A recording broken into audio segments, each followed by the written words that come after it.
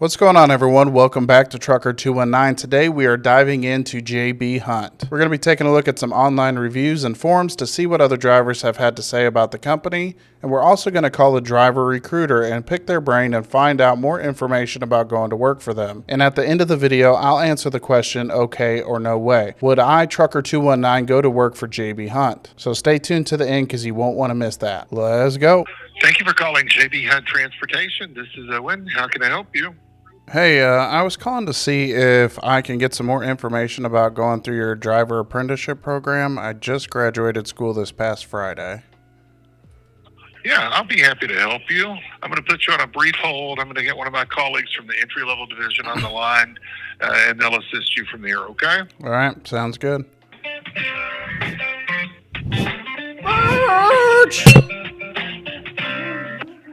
All right, I have Kylie on the line with us. She's in our entry-level department. She's going to take the call from here. She's best suited to help you, okay? All right, sounds good. All right, thank you. And Kylie, thanks for your help. Thank you. Bye, guys. Getting everything pulled up here. So when it comes to these driving jobs, are you looking for anything specific? I was just looking to get some on-the-job training. I know a lot of other companies do like a driver training program. Over the road or regional is kind of what I'm looking towards for the start, just to get as much experience as I can. Okay. So what we would do, we have an apprenticeship or an entry-level program that hires out of school. It does have 6 weeks of on-the-job training with whatever position you apply and hire onto. They do also have a 1-year commitment. So you'd be on the same job, same home time for a full year. Is that something you're okay with? Yeah, I guess it just depends on what I get into, but yeah, presumably, yeah. Okay. And then those positions would range from local to regional. So do you have a preference on your home time? I would prefer, just more of a regional position, I guess. That would be like a Southeast regional or something like that. Yeah, potentially. So local would be home every day. Regional would be out for 5-6 days at a time, covering most likely multiple states. Mm-hmm. What's the difference in pay? You said locals every night? Local will be home every day. The pay really just depends on the account. Right this moment, I don't have anything open, so I wouldn't be able to give you an estimate, but I could keep you updated once we've got some options. Okay, so you guys aren't currently hiring? So the entry-level positions, I don't have anything available currently. They just open and close pretty quickly, more limited. We have to wait for either a trainer or for the account to need another driver. Okay, how frequently do those come along? It's not really a set time frame. Unfortunately, it just completely depends on freight volumes or their trainers' availability. They could open at any minute, or it could be a month. Could be up to a month? Yeah, it could be a month. It could be longer. It could be tomorrow. I really have no way of saying. Gotcha. Okay, so, and then you couldn't give me any estimate on pay as far as local or regional? I can see if there's any... Like just a rough idea. I'm calling around to a bunch of companies today to try to figure out where I want to go to work, so... Yeah, I understand. I can tell you during training you would be making $200 a day. After training, it goes onto the standard in the account. Some of the positions in the area, I've got local that's averaging about $73,000 a year, regional that's averaging about $92,000 a year, another regional about $82,000, $81,000. Those are the experienced positions, which when they do have an entry-level position, it's the same thing. They just have the training at the beginning of it, so the pay wouldn't be any different than a traditional account. Okay, so training. So if I go on with you guys and I go through that 6 weeks worth of training, after that 6 weeks, I'd automatically go into driving solo and making the same amount as everybody else. Yes. Okay. And now is that a flat yearly rate, or is that cents per mile or daily rate? How do those pay? Majority of the accounts are going to be an activity-based, which is usually a cents per mile and a pay per stop or different kind of breakdowns. Some of them have a daily rate as well. It'll depend on the account. Okay. Do you have any sort of breakdown on that you could email me? I don't. It'll depend on what jobs open, and then it could be different on each account, and it could change. Once we have something open, I can definitely give you more information. Okay, so here's the issue is that you guys don't have a whole lot of information as far as pay or anything online. And if I got to go on a contract for 1 year with you guys, I kind of like to know where things are lining up. Otherwise, I'm going to end up trapping myself for a year in something that I don't know what I'm really getting into. What is your guys' like, let's just stick with the regional. What is your guys' cents per mile for a regional position? Just any old position in the area. I will say, so with the 1 year commitment, I'm getting this pulled up as well. We would make sure to go over everything prior to that as well. So there's an Emerald Carpets account out of Dalton, Georgia. It is regional. That position specifically is going to be making about $82,000 a year. So that's about $1,586 a week before taxes. That one's 55 cents per mile with an additional $25 for live stops, $15 an hour for detention after 2 hours. Okay, and then the average miles per week on that account? This one averages about 2,800 miles per week. Okay. And then that you said that's regional and you're out 5 to 6 days. How long is the home time on those 5 to 6 days? So this one's schedule is 5 days a week, 6 days during surge. And then you're home for your reset, which is if you're working 5 days, you're home too. And being that I will have to serve a contract with you guys for coming on board with you, and I just recently graduated school, do you guys offer any sort of tuition reimbursement? We do not have tuition reimbursement. And it wouldn't be a contract. It would be a verbal commitment that you wouldn't want.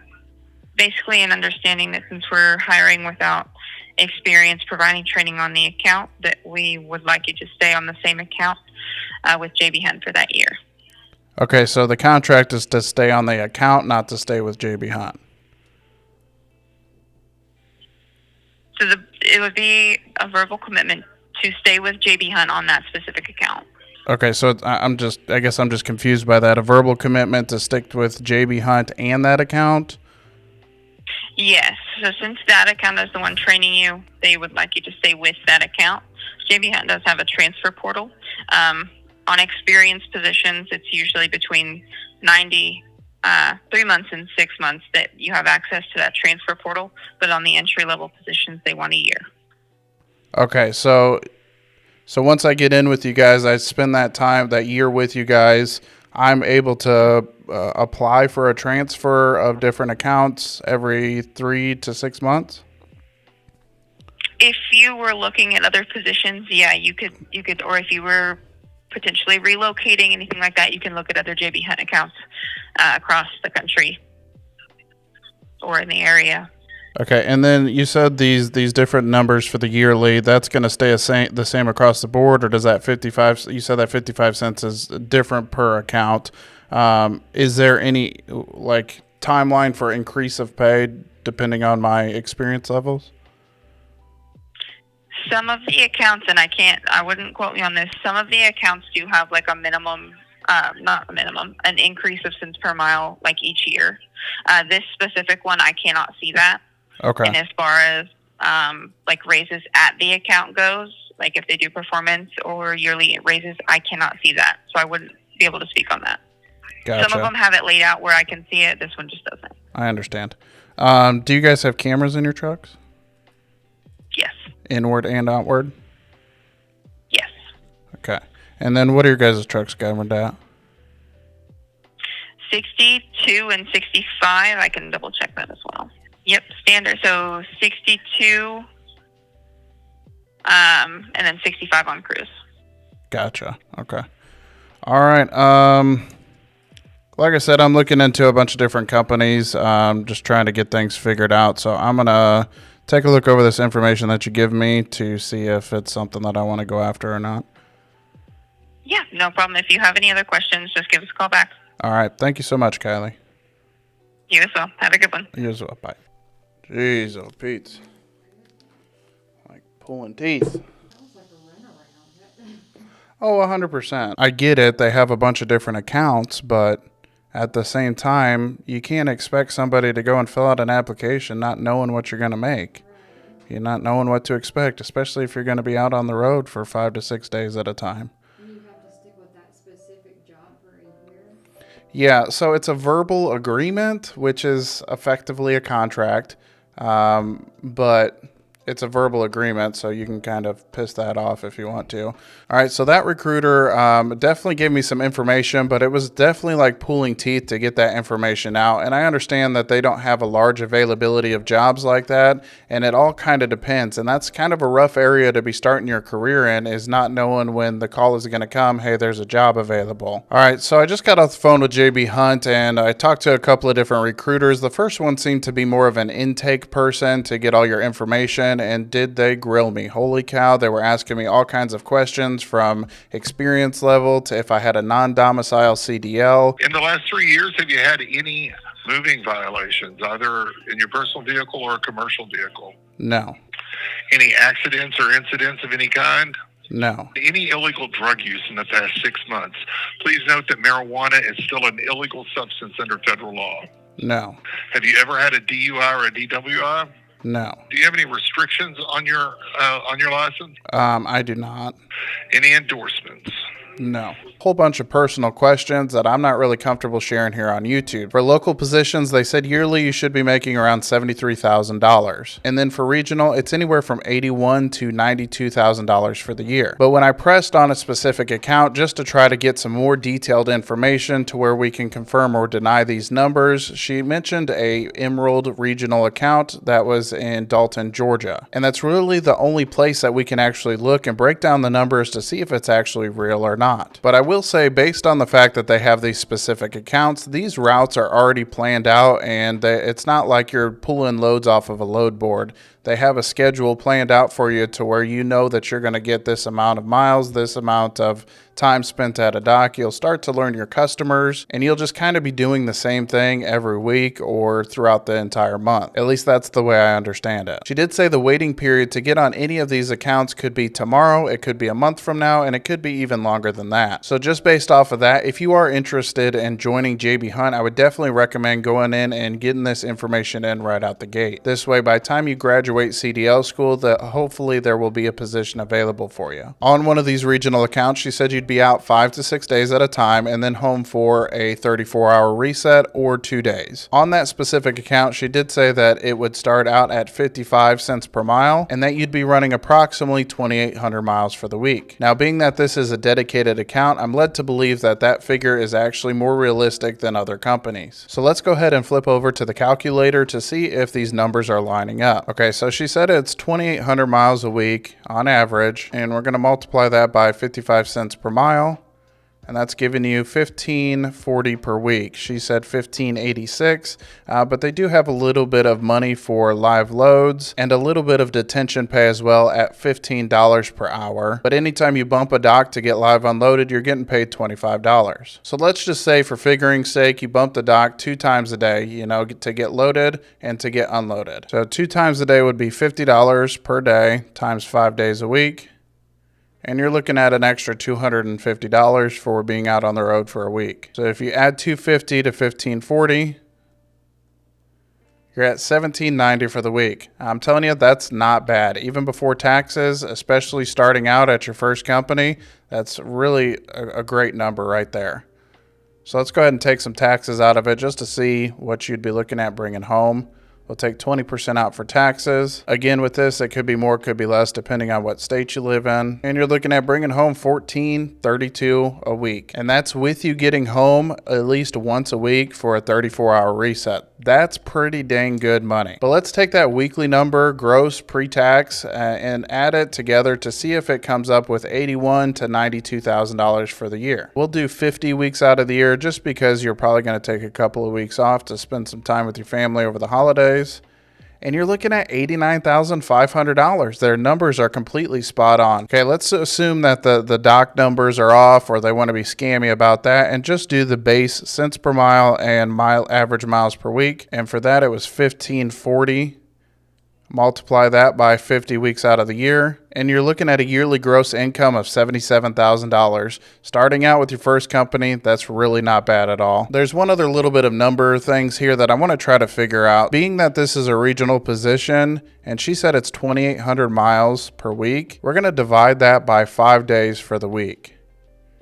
That means you would have to run 560 miles every single day. Is this possible? Absolutely. If you're governed at 62 to 65 miles per hour and you're straight on the interstate, absolutely. In a 10-hour day, you should be able to do 650 miles for the day. And let's just say you do 6 days for the week. That would mean you would need to average 466 miles every day in order to reach that 2,800 miles. And being that these are dedicated accounts, I'm definitely more apt to believe that these are actual figures. Figures that they've come up with doing different routes, different accounts, and they know how many stops there are and how far away each stop is. They're more able to accurately predict how much time each thing is going to take and how much distance it is comparatively to doing brokered freight off of load boards. Now that being said, JB Hunt does not offer any sort of CDL training, meaning that if your goal is to go with JB Hunt, you'll have to go to a private institution or a truck driving school in order to go to work for them. So you're going to be out of pocket however much that schooling costs. And unfortunately, JB Hunt also does not offer any sort of tuition reimbursement. But realistically though, if you're making $1,540 a week or $1,790 a week, I don't think it would be terribly hard to pay off a student loan debt relatively quickly with that new added income. Now she did say during training it is a 6-week driver training course, meaning that you'll jump in with a trainer that's currently on the account that you want to work on, and you'll be with them for 6 weeks. And during that 6 weeks, they're going to pay you $200 a day. So even during training, you're looking at a pre-tax number of $1,000 per week. And the recruiter was very clear that this is a 1-year verbal agreement, meaning that you're not going to have to sign a contract saying that you will indeed work for them for an entire year. However, if you're starting on a specific account, they want you to stay on that account for a period of 1 year before you try to switch to anything else. Now, JB Hunt is still a major carrier, so unfortunately they do have inward and outward facing cameras, and they are governed at 62 to 65 miles per hour. But like I've said in other videos, this is just kind of coming to be a standard in the industry. So overall, based off just this recruiter phone call, I am thoroughly impressed with JB Hunt. But we're going to go ahead and take a look at some online reviews to see what other drivers have had to say about working for JB Hunt. I want to take a second to highlight a couple of new inductions into the Cab Climb Club, which if you don't know, it's this bulletin board right here. This is for new drivers that got some benefit out of the videos that I put out on this channel, and they've gone to get into their first solo truck. And in my book, your guys' success is my success. And I love highlighting you guys that have put in the hard work to jump into a new career field and put in the work and the effort it takes to become a Class A driver. So if my videos have helped you out in becoming a truck driver yourself, shoot me a picture of your truck over on Discord or email, and we'll add you to the Cab Climb Club. But the first inductee is a gentleman by the name of Cyrus. And after viewing one of my YouTube videos, he jumped onto the Discord server and asked a few different questions to help him along in his trucking career. And he went from never driving a semi-truck before to being on with his very first company and getting into his first solo truck. So big congratulations to Cyrus and his big, red, beautiful bison truck. And the second induction is Jake, a gentleman who went through CDL school and I know for sure put in the hard work to be able to get his CDL. The first Trucker 219 video he watched was the deep dive on Schneider, but ultimately he went to go and drive for May Trucking. And I'll be doing a deep dive on May Trucking here soon, and I'm hoping to have him on the channel to share his experience that he's had so far with them. But until then, big congratulations to Jake for getting into his first solo truck.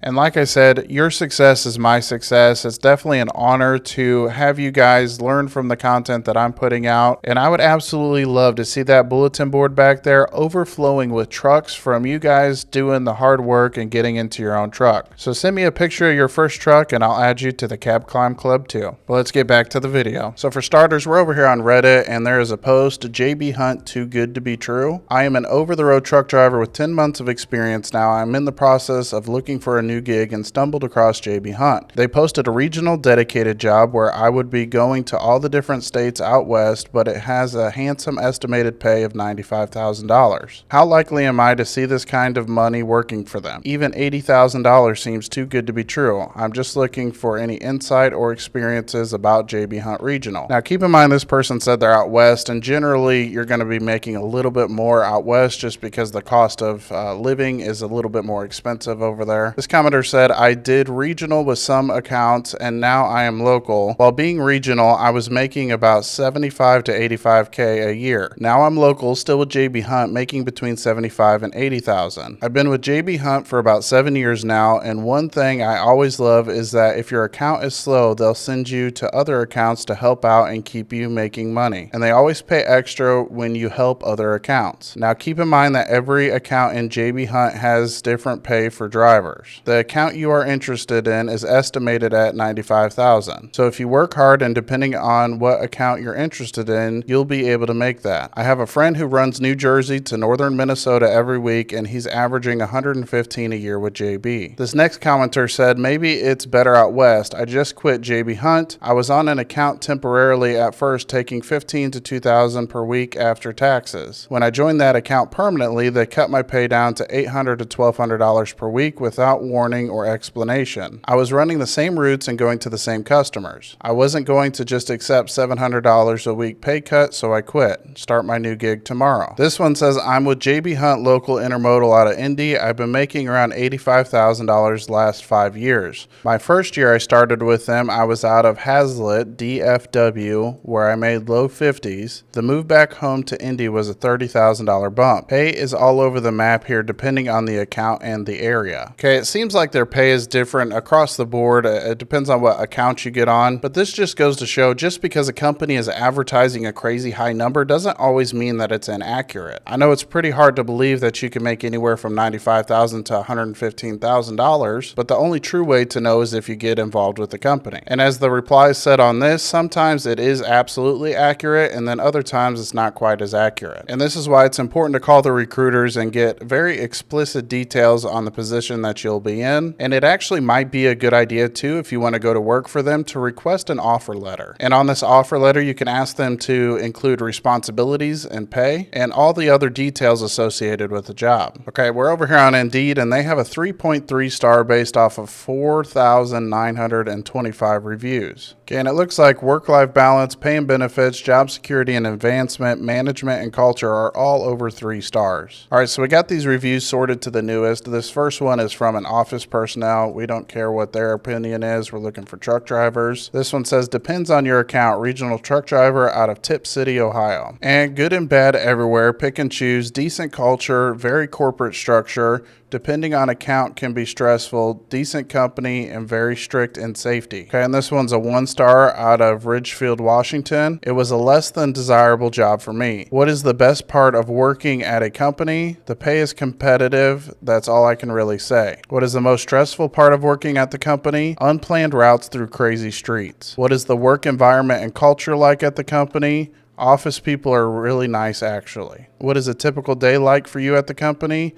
Unorganized without much real training. Okay, so if you're going over in Washington, maybe it's not a great idea. I think overall this review has mostly positive things aside from the planning of the routes. They're saying that the pay is competitive and their office people are really nice. All right, so this one says dedicated Family Dollar account, meaning that they're going to Family Dollar locations and making deliveries there. It says, I stayed at this job for over a year. The only saving grace was the pay. You'd be unloading 2 days a week and driving 3, sometimes 4. You only get 1 day off, which for me was typically Sunday. Management was terrible. They had no consideration for the driver needing personal or sick days. They would often threaten to fire you if you needed some time off. The pros is pay and the cons is terrible work-life balance, horrible management, and bad equipment. Look, here's the deal on this one, guys. This is trucking. It is a very demanding job and a demanding career. There are some local positions where you can be home every night, for sure, but a good majority of the trucking industry is either regional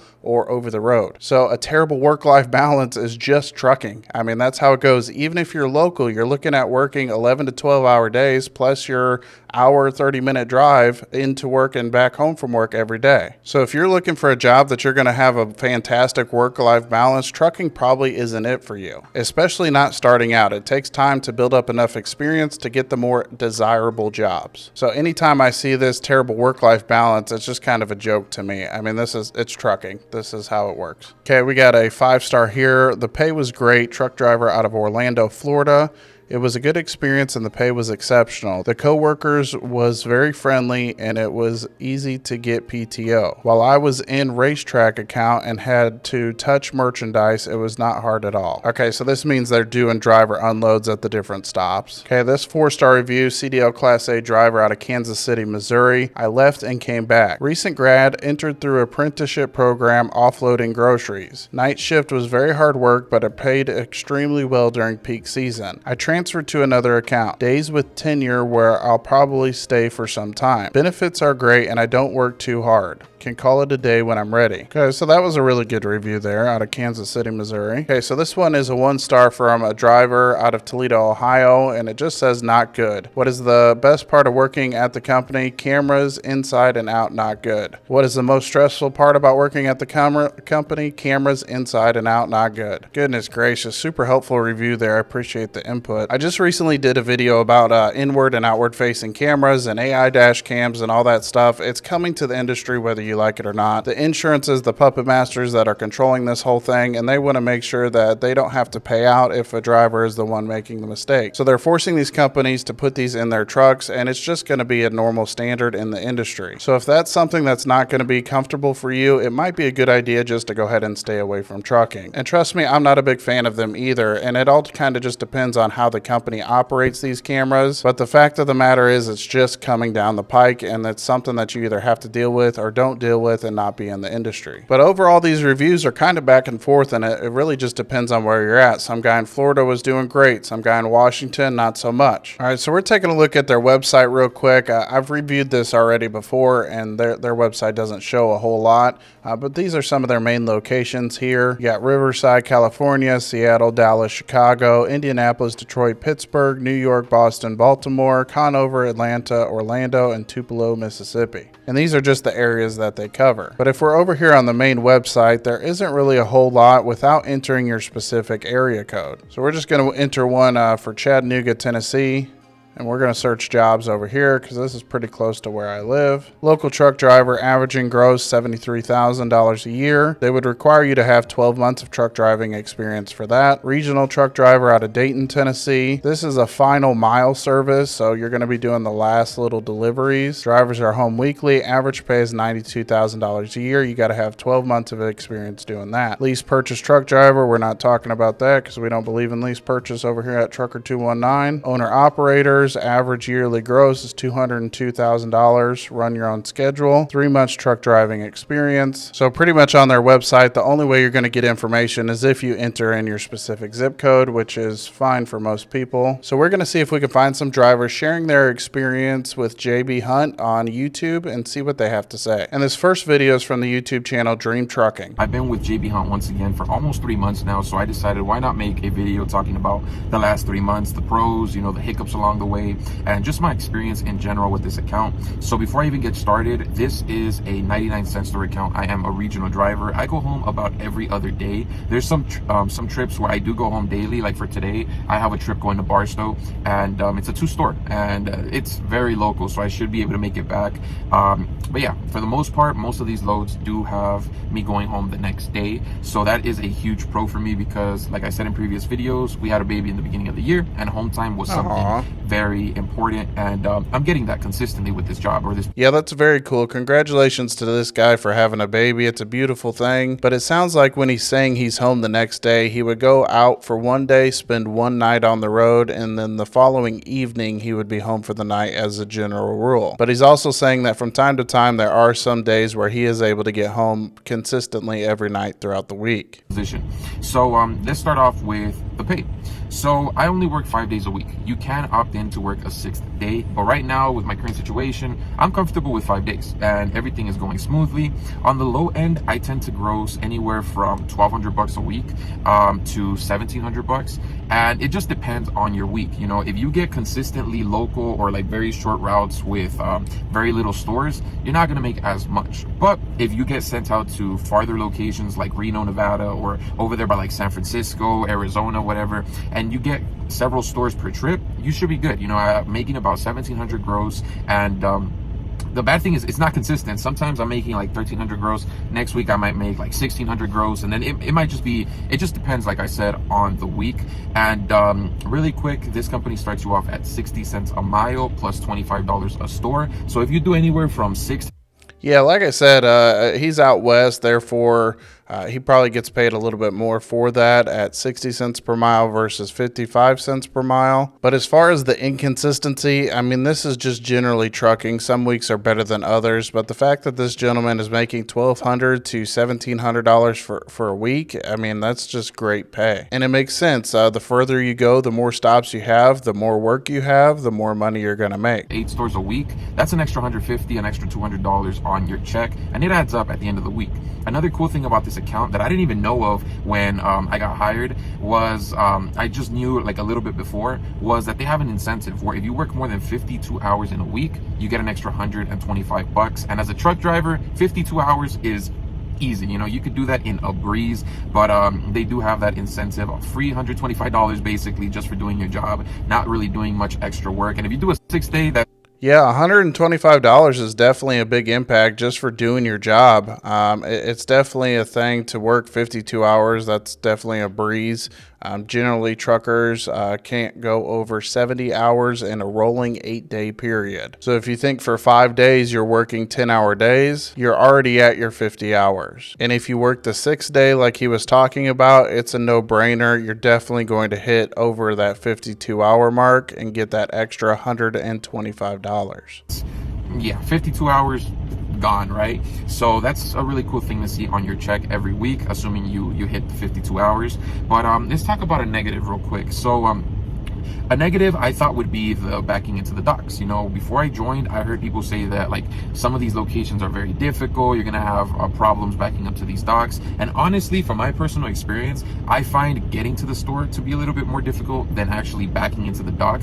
And when I say that, it's because some of these store locations are by residential areas. So like right before you go into the actual store location, you have to make like a right-handed turn. Like right now, I had to make a right-handed turn on a 2-to-1 lane, and there was a car in the way. So yeah, you gotta wait for them to move, you got to swing wide, you got to do all these things, and that's just one location. Some locations might be tight, it all just depends on the location. But backing into a dock, I really haven't struggled. So thankfully, you know, I just get out and look or whatever. And yeah, if you've been backing for a while, it shouldn't be an issue. Or I mean, worst case scenario, you get out and look, and that should fix the backing issues, because some of these stores, it's pretty straightforward, just straight line back, whatever.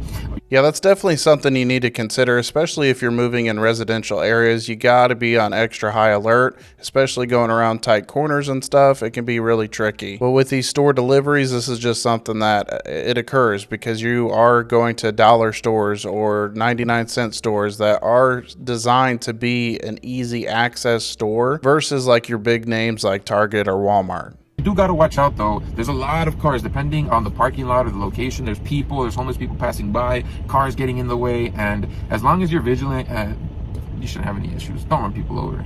But Yeah, definitely. That's a huge thing for new drivers too, and I had to learn this really quick. I used to get very antsy about trying to hurry up and get backed up, especially if I'm having to back in off the street, mainly because I didn't want to be in the way of all these other people. But I had to learn really quickly that I'm there to do my job, and however long it takes is however long it takes. I want to be safe more than appease these other people that are trying to get around me. And it's definitely a difficult thing to tune out all that extra noise from people honking or just people sitting there waiting to go past you, but it's a skill that you have to develop as a truck driver, especially if you're doing these store deliveries. Yeah, that's one of the negatives, I guess you can say. Another negative about the stores, maybe it might just be me, because you guys probably know the bad luck that I have when it comes to trucking, and normally they're supposed to take about 30 to 45 minutes to unload you, but for some reason, I've had some stores that take way longer. I've had stores where it's taken over 2 hours, and I've had one store that took about 4.5, but there was an issue there, and the store resolved it. I got detention, I got all this stuff, but yeah, that would be a negative. It doesn't happen all the time. A lot of these stores are really good at unloading. They get you in and out pretty quick, but yeah, there are those stores that, like, they might be short-staffed for the day, their forklift broke, and yeah, but dispatch has a solution. All you got to do is give them a call. If they take longer than a certain amount of time, they'll call the store, they'll email the store, whatever they're doing, and worst case scenario, you get detention. So I've gotten detention because of it a couple of times, and I did have to stay at a dock about 3 times within these last 3 months because 1 or 2 stores would take longer than they were supposed to, and I couldn't make it to a truck stop, so it was best for me to just stay in the parking lot or at the actual dock itself. But yeah, I would say that would be a negative.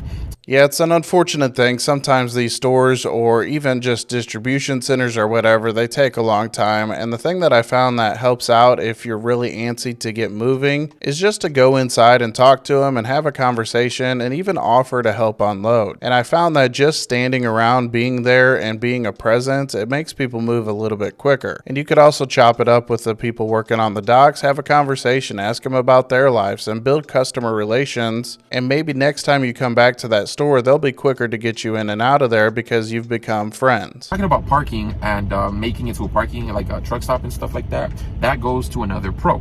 So because I start on, like, I'm a night driver, I start anywhere from midnight to 4 in the morning. I do start sometimes earlier than midnight or even after 4, but it just depends on the route and stuff like that. But one of the good things is you don't deal with traffic.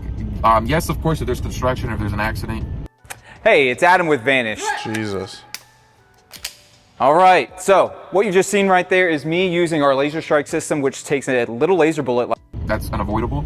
But for the most, of course, if there's construction, if there's an accident, that's unavoidable. But for the most part, you don't leave the yard and are stuck bumper to bumper traffic. And I lived in LA almost my whole life, and any time of day almost, you're gonna get traffic. But from midnight to 4 a.m. or a little before and a little after, you should be good. And that's one thing that I really like about night driving. And the perfect part about it all is if you do have one of those long distance trips where you're not gonna make it home the same day, and you have to stop at a truck stop, usually by the time you stop, or at least the times that I stopped anywhere from like the middle of the day to like 3 p.m. and there's always parking. So that's really awesome. I don't have to worry about like, oh man, it's 5 p.m. I'm not gonna find parking. No, I stop towards the middle of the day because I run out of my hours, and it's a good feeling when you get to a truck stop and there's full of parking, so you don't have to worry about that stuff.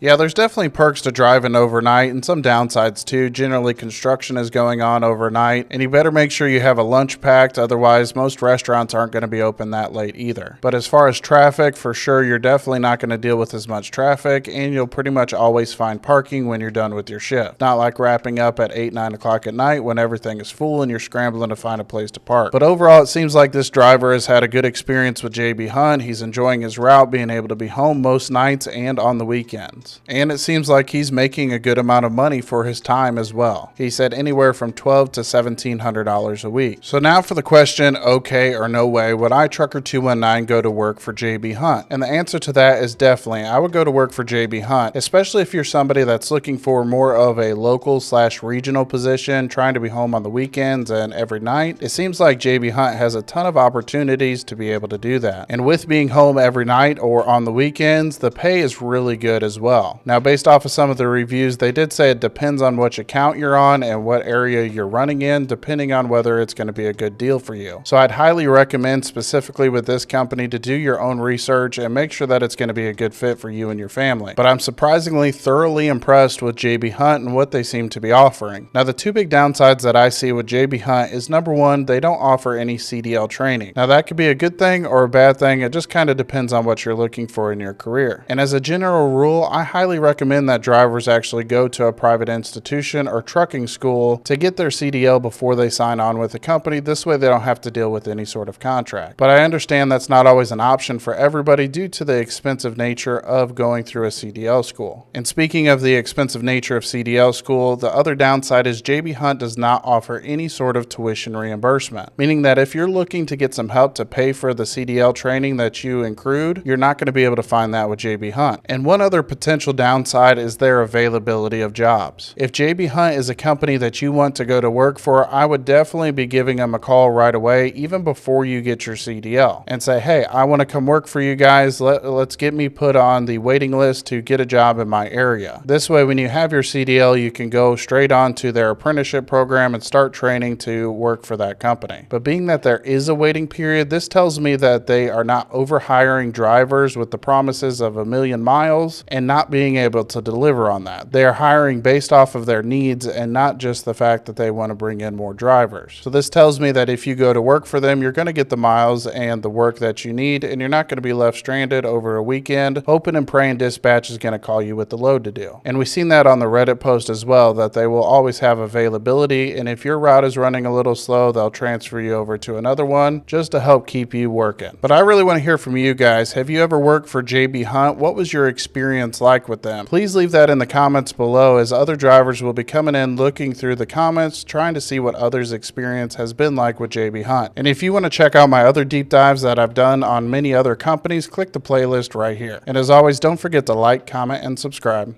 All right, bye.